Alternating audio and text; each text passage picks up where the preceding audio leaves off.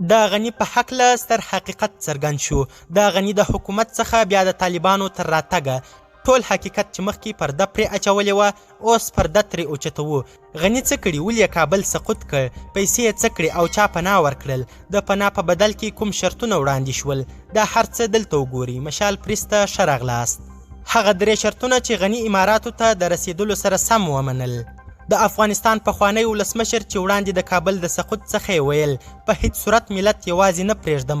امان الله خان وتښتېده خو زه نه تښتم. د امریکا د بهرنیو چارو وزیر ته د تیښتې یوه شپه مخکې ویل چې تر مرګه به جنګېږي. خو سبا سهار چې غني ولیدل کابل سقوط کوي نو د مرګ صحنه یې سترګو ته ودرېده چې کیدای شي یو پایلوچ طالب یې په سینه کې شاجور تش کړي. نو ځکه یې د خپلې میرمنې سره د ملک څخه پښې سپکې کړې او ملت یې یوازې پرېښود.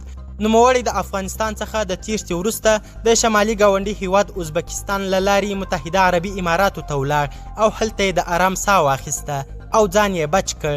اماراتو ته د تګ وروسته څو ورځې د غني په طرف کې خاموشي وه خو څو ورځې وروسته یې بیا خوله پرانیسته او ویې ویل چې که نه وی تښتېدلی نو کابل کې به سخته جګړه شوې وه. خو حقیقت داسې نه و. د غني د تیښتې یوه ورځ وړاندې هم نور د غني لپاره مرمۍ فیرونکي عسکر نه و پاتې.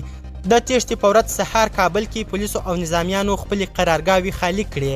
غني اماراتو ته د رسېدو سره سم په دې هیواد کې د پناه اخیستلو لپاره هلته د دې هیواد څو شرطونه سم د لاسه ومنل ځکه د غني او ټیم پیسې یې پخوا د اماراتو بانکونو ته انتقال کړي وې. د اماراتو له لوري غني ته څو شرطونه وړاندې شوي چې یو یې پرته د اماراتو د حکومت د اجازې د چا سره نه لیده کاته و. دوهم د اماراتو د اجازې پرته په رسنیو کې خبرې کول و او وروسته هم د هر ډول سیاسي فعالیت څخه پرهیز و کوم چې ټول غني ومنل. قدرمنو لیدونکو زیاته مننه چې ویډیو مو تر اخري شیبه وکتل. زموږ مشال پریس چینل سبسکرایب او ویډیو در سره شیر کړئ. تر بیا او بلې داسې ویډیو د الله په امان.